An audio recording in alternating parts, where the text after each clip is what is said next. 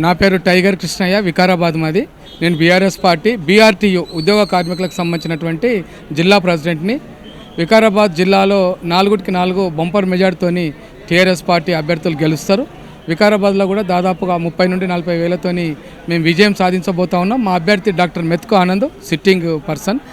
ఈరోజు ఇక్కడ వికారాబాద్లో చాలా అభివృద్ధి కార్యక్రమాలు అయినాయి. మాకు కొత్త కలెక్టరేట్ కానీ లేకపోతే జిల్లా హెడ్ క్వార్టర్ చేయడం కానీ, కేసీఆర్ ప్రభుత్వంలో ఈ ప్రాంతాన్ని అభివృద్ధి చేయడం అనేది జరిగింది.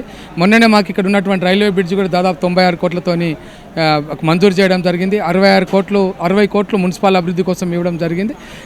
టౌన్లో కూడా వికారాబాద్ మున్సిపల్ టౌన్లో కూడా అనేక సీసీ రోడ్లు కానీ ఇతర సమస్యల మీద కూడా మేము చాలా అభివృద్ధి కార్యక్రమాలు చేపట్టడం జరిగింది.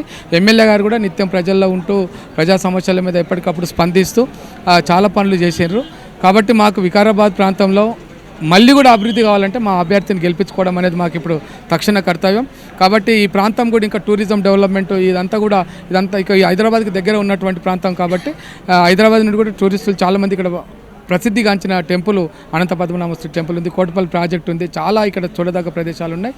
అడవి ప్రాంతం కూడా హైదరాబాద్కి అత్యంత దగ్గర ఉన్నటువంటి ప్రాంతం కాబట్టి ఈ ప్రాంతాన్ని టూరిజం అభివృద్ధి చేసుకోవాల్సిన అవసరం ఉంది. భవిష్యత్తులో ఇంకా ఈ ప్రాంతాన్ని మా ఎమ్మెల్యే గారు గెలిస్తే తప్పకుండా అభివృద్ధి చేస్తారని చెప్పి మేము భావిస్తూ ఉన్నాం.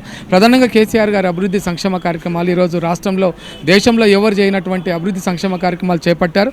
ఉద్యోగులకు కానీ, కార్మికులకు కానీ, రైతులకు కానీ, మహిళలకు కానీ, విద్యార్థులకు కానీ చాలా అన్ని రంగాలకు ఈ రంగం ఆ రంగం అని కాకుండా దాదాపు అన్ని రంగాలను అభివృద్ధి చేయడం జరిగింది. కాబట్టి మూడోసారి సీఎం కేసీఆర్ గారు తెలంగాణ రాష్ట్రంలో గెలిచి హ్యాట్రిక్ సాధిస్తాడు, మరొకసారి ముఖ్యమంత్రి కాబోతుండని చెప్పి తెలియజేస్తున్నాం.